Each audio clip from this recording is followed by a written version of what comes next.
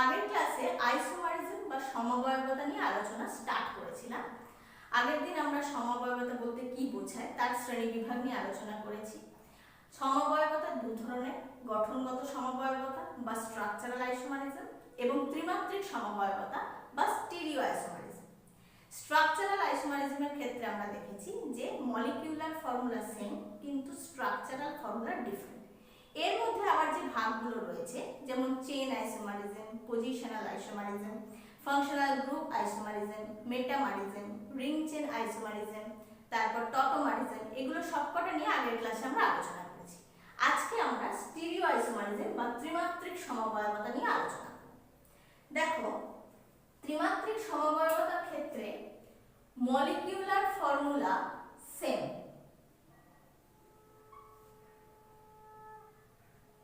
Structural ফর্মুলাও same,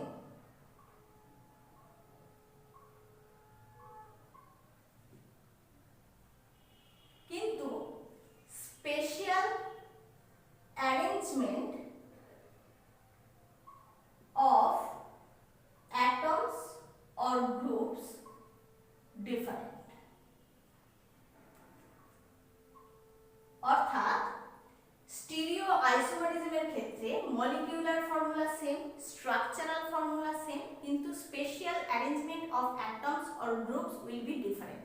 অর্থাৎ স্পেসেতে অ্যাটমস বা গ্রুপসের অ্যারেঞ্জমেন্টের বিভিন্নতার জন্য যে আইসোমার্সগুলো পাওয়া যায় তাদের বলা হয় স্টিরিও আইসোমার্স, এবং এই ঘটনাকে বলা হয় স্টিরিও আইসোমারিজম বা ত্রিমাত্রিক সমবায়বতা। এর যে ভাগগুলো হয় সেগুলো নিয়েও আগের দিন আমরা বলেছিলাম। কি কি হয়?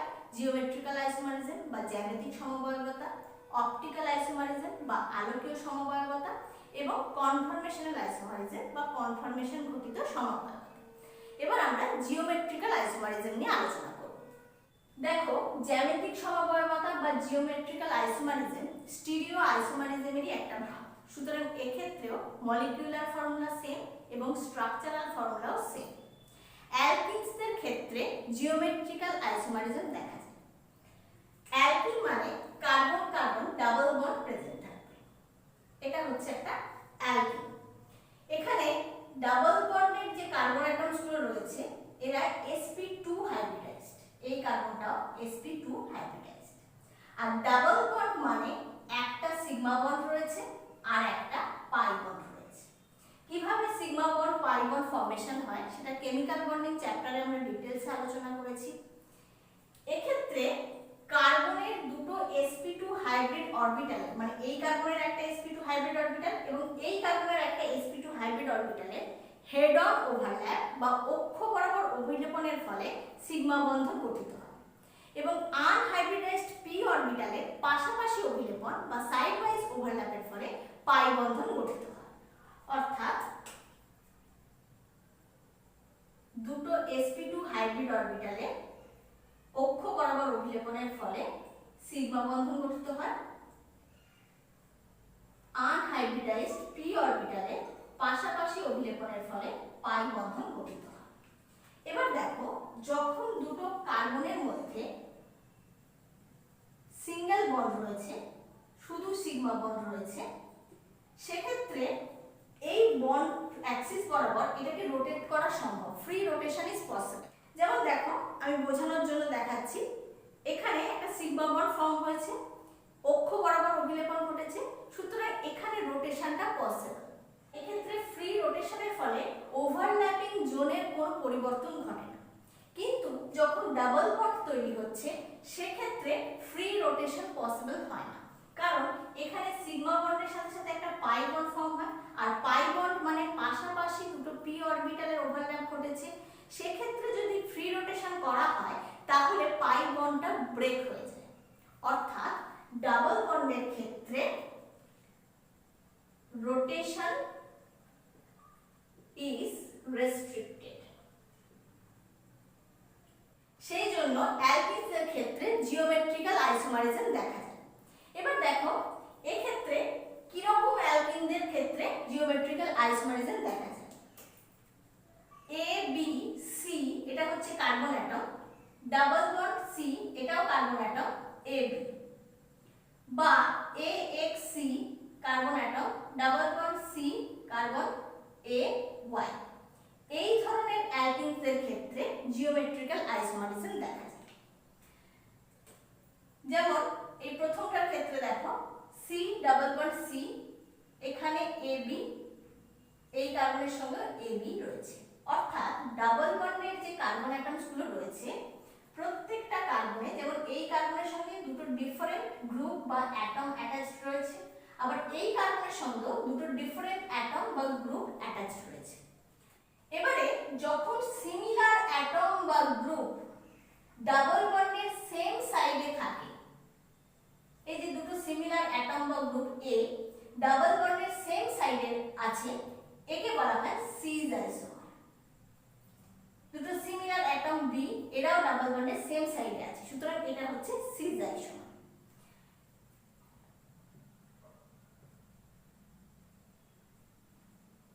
আর এটার ক্ষেত্রে দেখো দুটো সিমিলার অ্যাটম বা গ্রুপ যখন ডাবল বন্ডের অপোজিট সাইডে থাকে, দুটো এ অপোজিট সাইডে রয়েছে, দুটো বি অপোজিট সাইডে রয়েছে, এটাকে বলা হয় ট্রান্স আইসোমার।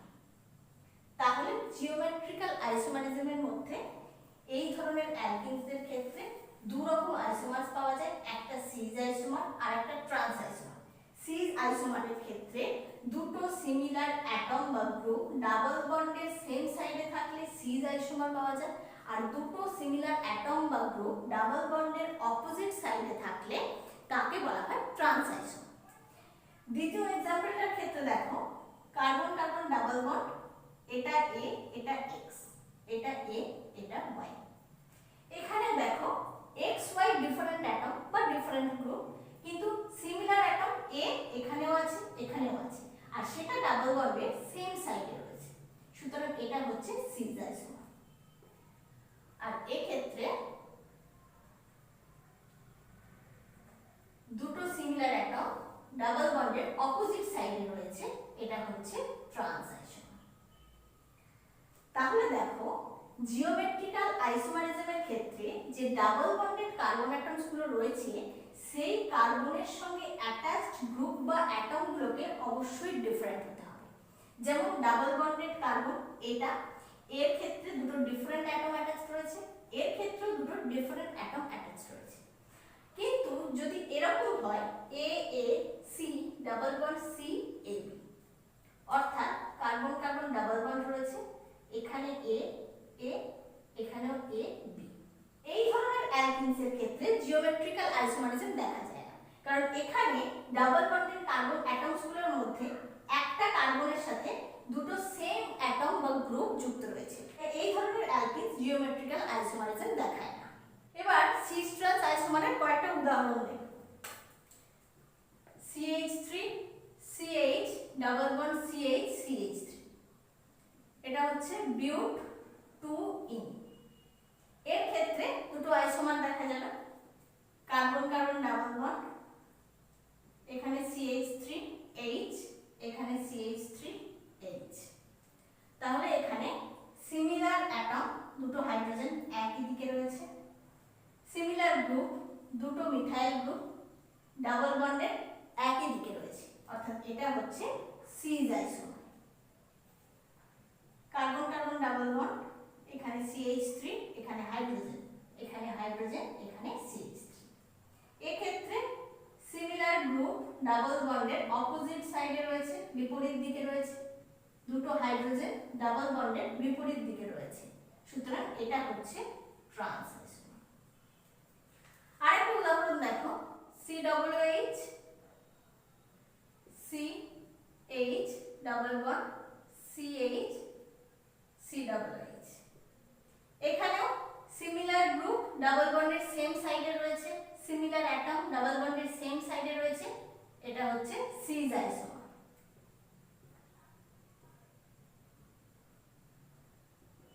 আর এখানে সেম গ্রুপ বা সেম অ্যাটম অপোজিট সাইডে রয়েছে, সুতরাং এটা হচ্ছে trans isomer.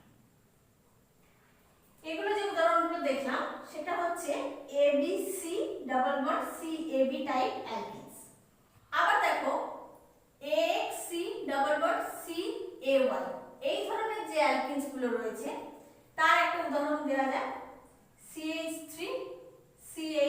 Double bond CH COOH, carbon carbon double bond, এখানে CH3, এখানে হাইড্রোজেন, এখানে হাইড্রোজেন, এখানে COOH। এখানে দেখো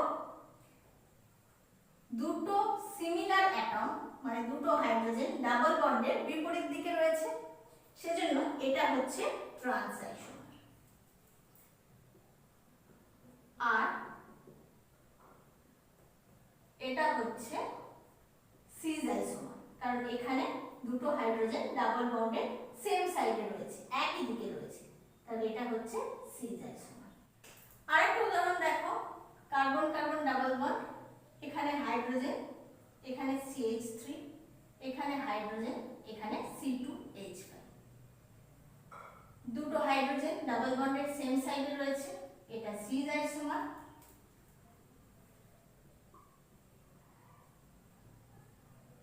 আর এখানে দুটো হাইড্রোজেন ডাবল বন্ডের বিপরীত সাইডে রয়েছে, এটা হচ্ছে ট্রান্স আইসোমার।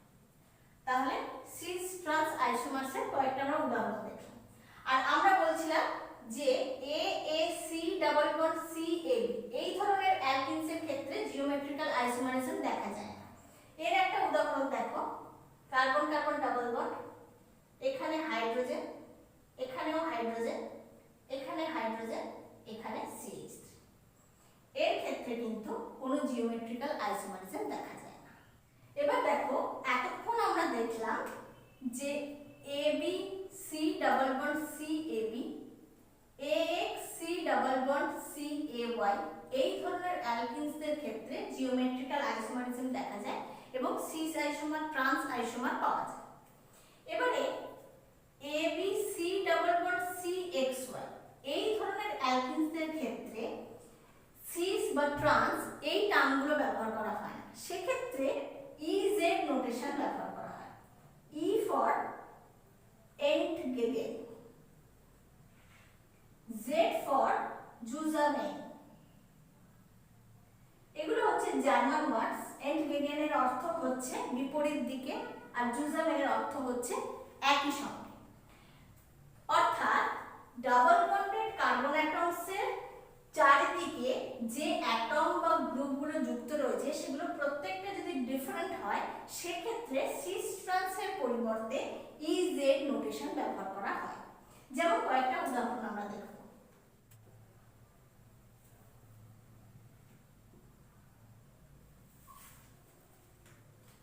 এক্ষেত্রে এই কার্বনের সাথে হাইড্রোজেন আর ক্লোরিন অ্যাটাচ রয়েছে, এই কার্বনের সাথে ব্রোমিন আর আয়োডিন অ্যাটাচ রয়েছে, চারটি ডিফারেন্ট অ্যাটমস রয়েছে। সুতরাং এই ক্ষেত্রে কিন্তু সিস আইসোমার বা ট্রান্স আইসোমার এগুলো ব্যবহার করা হয় না, ই না জেড এটা ব্যবহার করা হয়। এক্ষেত্রে একটা রুল মেনটেন করা হয়, সেটাকে বলা হয় CIP rule, Cahn Ingold Prelog sequence rule. According to this rule, এই রুল অনুযায়ী যে অ্যাটম বা গ্রুপস যুক্ত থাকে তার অ্যাটমিক নাম্বারের প্রায়োরিটি অনুযায়ী তাকে ফার্স্ট প্রায়োরিটি দেওয়া হয়। অর্থাৎ কার্বন কার্বন যে ডাবল বন্ড রয়েছে সেই ডাবল বন্ডেড কার্বন অ্যাটমসের সঙ্গে যে গ্রুপসগুলো যুক্ত থাকবে, যেমন ধরো AB আর XY, এটার ক্ষেত্রে আমরা দেখাচ্ছি এই A এর সাথে কার্বন যুক্ত রয়েছে, B এর সাথে কার্বন যুক্ত রয়েছে, এদের মধ্যে যার অ্যাটমিক নাম্বার বেশি হবে তাকে প্রায়োরিটি 1 দিতে হবে। ধরা যাক A এর অ্যাটমিক নাম্বার বেশি, সেক্ষেত্রে A ফার্স্ট প্রায়োরিটি হবে। তাহলে এই কার্বনের দুটো অ্যাটম বা গ্রুপের মধ্যে A ফার্স্ট প্রায়োরিটি পাবে। আবার এই কার্বনের সঙ্গে যে দুটো অ্যাটম বা গ্রুপ যুক্ত থাকবে তার ক্ষেত্রেও সিনিয়র প্রায়োরিটি কে হবে, যার অ্যাটমিক নাম্বার বেশি। ধরা যাক X এর অ্যাটমিক নাম্বার Y এর থেকে বেশি, তাহলে A কে ফার্স্ট প্রায়োরিটি দিতে হবে। এবার ডাবল বন্ডের সেম সাইডে বা একই দিকে যদি ফার্স্ট প্রায়োরিটি অ্যাটম বা গ্রুপ যুক্ত থাকে তাহলে এটা হবে Z আইসোমার। আর যদি এটা ফার্স্ট প্রায়োরিটি বললাম, এখানে X টা ফার্স্ট প্রায়োরিটি বললাম, এক্ষেত্রে ফার্স্ট প্রায়োরিটি যে গ্রুপ বা অ্যাটম রয়েছে তারা ডাবল বন্ডের বিপরীত দিকে রয়েছে, এটা হবে E আইসোমার।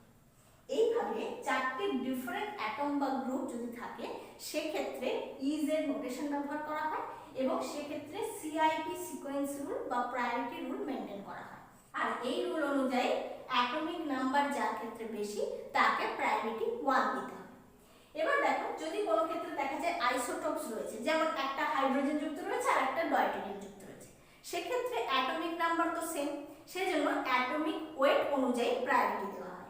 যার অ্যাটমিক ওয়েট বেশি হবে তার ক্ষেত্রে প্রায়োরিটি ফার্স্ট হবে। এই উদাহরণের ক্ষেত্রে তাহলে দেখো হাইড্রোজেন আর ক্লোরিন, এর মধ্যে ক্লোরিনের অ্যাটমিক নাম্বার বেশি, তাহলে এই গ্রুপটা প্রায়োরিটি 1। আর এখানে ব্রোমিন আর আয়োডিনের মধ্যে আয়োডিনের অ্যাটমিক নাম্বার বেশি, সুতরাং এটা হচ্ছে প্রায়োরিটি 1। তাহলে যাদের ক্ষেত্রে প্রায়োরিটি 1 তারা ডাবল বন্ডের সেম সাইডে রয়েছে, সুতরাং এটা হচ্ছে জেড আইসোমার। আর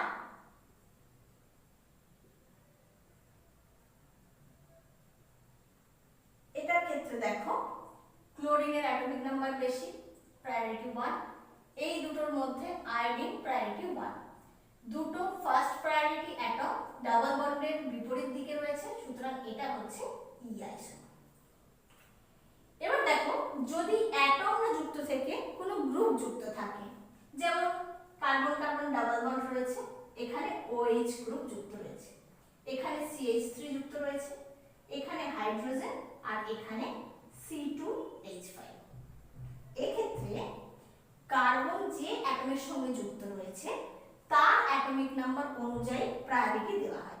এখানে দেখো OH গ্রুপ রয়েছে আর কার্বন অক্সিজেনের সঙ্গে যুক্ত রয়েছে, আর এখানে CH3 গ্রুপ রয়েছে, কার্বন কার্বনের সঙ্গে যুক্ত রয়েছে, তাহলে কার্বন আর অক্সিজেনের মধ্যে অক্সিজেনের অ্যাটমিক নাম্বার বেশি, সুতরাং এই গ্রুপটাকে আগে প্রাধান্য দেওয়া হবে। এবার এই কার্বনের ক্ষেত্রে দেখো এটা হাইড্রোজেনের সঙ্গে যুক্ত রয়েছে, এটা কার্বনের সঙ্গে যুক্ত রয়েছে, তাহলে এই গ্রুপটাকে আগে প্রাধান্য দেওয়া হবে। আর ডাবল বন্ডের সেম সাইডে ফার্স্ট প্রায়োরিটি গ্রুপগুলো রয়েছে, সুতরাং এটা হবে জেড আইসোমার। আরেকটা ইম্পর্টেন্ট পয়েন্ট এখানে বলবো, carbon carbon double bond OH OCH3 CH3 CH2 CH3, এক্ষেত্রে কিভাবে প্রায়োরিটিটা মেনশন করা হবে। দেখো এখানে কার্বনের সাথে কার্বন যুক্ত রয়েছে, এখানেও কার্বন যুক্ত রয়েছে, যখন সেম অ্যাটম যুক্ত রয়েছে কার্বনের সাথে সেক্ষেত্রে সেকেন্ড অ্যাটম যেটা যুক্ত রয়েছে তার প্রায়োরিটি অনুযায়ী ই না জেড সেটা ধরা হবে। অর্থাৎ এখানে দেখো কার্বনের সাথে কার্বন যুক্ত রয়েছে আর কার্বনের সঙ্গে তিনটে হাইড্রোজেন যুক্ত রয়েছে, CH3 গ্রুপ রয়েছে। আর CH2 CH3 এর ক্ষেত্রে কার্বনের সাথে কার্বন যুক্ত রয়েছে আর সেই কার্বনের সাথে আবার একটা কার্বন যুক্ত রয়েছে, এটা CH2 এটা CH3। তাহলে প্রথমে যে অ্যাটমটা রয়েছে দুটোই কার্বন, কিন্তু তার পরের অ্যাটমটাকে ধরা হবে, তারপরে একটা হাইড্রোজেন রয়েছে, আর CH2 CH3 এর ক্ষেত্রে আরেকটা কার্বন রয়েছে, তাহলে হাইড্রোজেন আর কার্বনের মধ্যে কার্বনের অ্যাটমিক নাম্বার বেশি, সুতরাং এই ক্ষেত্রে এই গ্রুপটাকে আগে প্রাধান্য দেওয়া হবে। এখানেও দেখো সেম জিনিস, দুটোই অক্সিজেনের সঙ্গে যুক্ত রয়েছে, কিন্তু অক্সিজেনের সাথে এখানে হাইড্রোজেন যুক্ত রয়েছে, যেহেতু অক্সিজেন দুটোর ক্ষেত্রে তাই পরের অ্যাটমটাকে দেখবো, এখানে হাইড্রোজেন আর এখানে কার্বন, হাইড্রোজেন আর কার্বনের মধ্যে কার্বনের অ্যাটমিক নাম্বার বেশি, সুতরাং একে ফার্স্ট প্রায়োরিটি দেওয়া হবে। আর দুটো ফার্স্ট প্রায়োরিটি গ্রুপ ডাবল বন্ডের সেম সাইডে রয়েছে, সুতরাং এটা হবে জেড আইসোমার। এবার যদি দেখা যায় যে পরপর দুটো অ্যাটম সেম রয়েছে, তাহলে তারপরে থার্ড অ্যাটমটা অ্যাটমিক নাম্বার অনুযায়ী প্রায়োরিটি ধরতে হবে। এইভাবে সিআইপি সিকোয়েন্স রুল মেনটেন করে ইজেড আইসোমার নির্ধারণ করা হয়।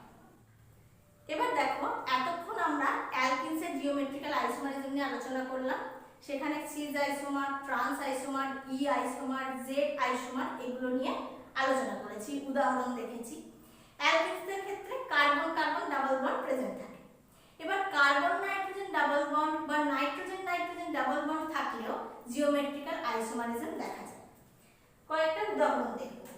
তার আগে বলে নিই যে এক্ষেত্রে সিজ, ট্রান্স বা ইজেড এই টার্মগুলো ব্যবহার না করে সিন, অ্যান্টি এইগুলো ব্যবহার করা হয়। এবার উদাহরণ দেখো, C6H5 C double bond N, এখানে H আছে, এখানে নাইট্রোজেনের লোন পেয়ার আর OH, এটা হচ্ছে বেঞ্জাল টক্সিন।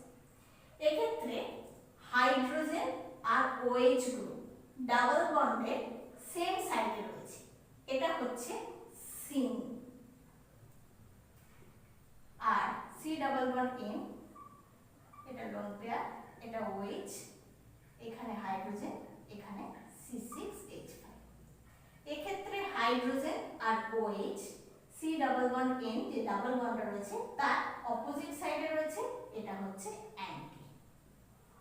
তাহলে এটা সিন বেঞ্জাল টক্সিন আর এটা হচ্ছে অ্যান্টি বেঞ্জাল টক্সিন। এবার N ডাবল বন্ড N এর ক্ষেত্রে আমরা অ্যাজোবেনজিনের উদাহরণ দেখব।